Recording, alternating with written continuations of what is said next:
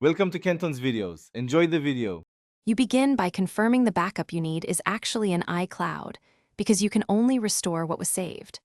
Once done, make sure you're on stable Wi-Fi and your battery is adequate or plugged into power.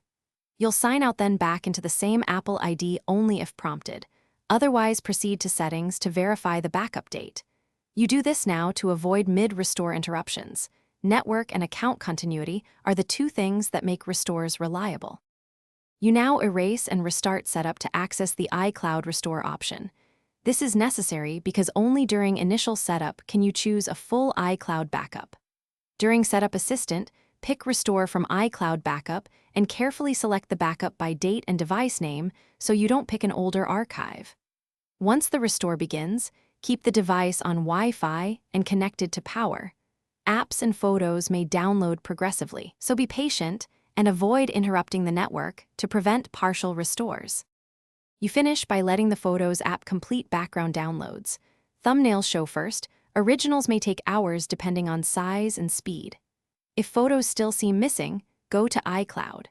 To verify they exist in your account and confirm iCloud Photos is enabled in Settings. That link often reattaches missing content.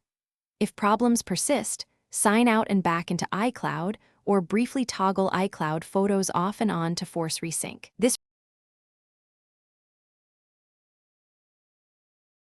Thanks for watching. Consider subscribing if we helped you.